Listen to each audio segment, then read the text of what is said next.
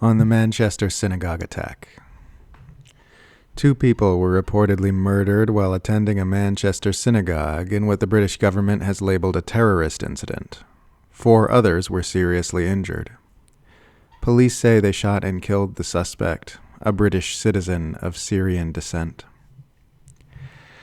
After the attack, an Arab-Israeli Hasbarist named Jonathan Elkori jumped on Twitter to tell me that, quote, when you dehumanize Israelis and Jews to this level, you end up with a terrorist attack in a synagogue in the UK, adding, you're as complicit as the terrorists attack, you sick psycho. Whenever Western Jews get hurt these days, you always see the Israel supporters having a big parade where they go, okay, that's it, wrap it up. Nobody gets to criticize Israel's behavior anymore because you're causing terrorism. And then everyone ignores them and goes back to protesting the genocide because that's ridiculous. I don't know whether the Manchester attack had anything to do with Gaza. It could have just been some guy having a mental health crisis. Could have been something else. But the fact that so many Israel apologists are jumping out of the woodwork to say this means everyone needs to stop defending Palestine is very revealing in and of itself. Some thoughts. Murder is wrong. Israel should stop committing it. Anti-Semitism is wrong. Israel should stop fomenting it by massacring children under the banner of the Star of David while claiming to represent all Jews.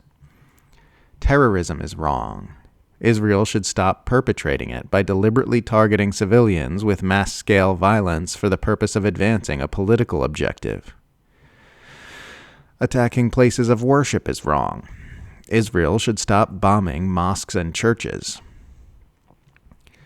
I wish the Manchester synagogue attack had never happened. I also feel weird even talking about it while dozens of Palestinians are killed today whose individual names I'll never know and whose individual deaths I'll never see decried in Western media headlines. Their lives didn't matter any less than the 2 people who were murdered in the synagogue attack. They're just not white Westerners, so their lives aren't treated as significant. Their violent deaths aren't seen as horrific. Their murderers aren't denounced as monsters.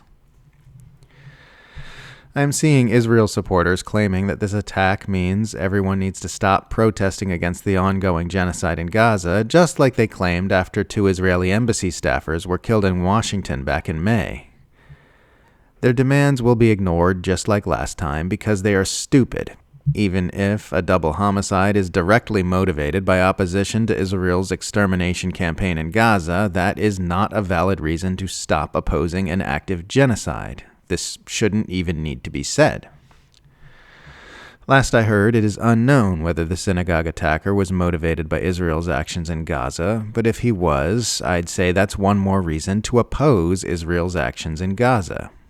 If you are too racist or apathetic to oppose a genocide on principle, then you should oppose it because it is fomenting violent extremism which could end up hurting people who look like you and live where you live.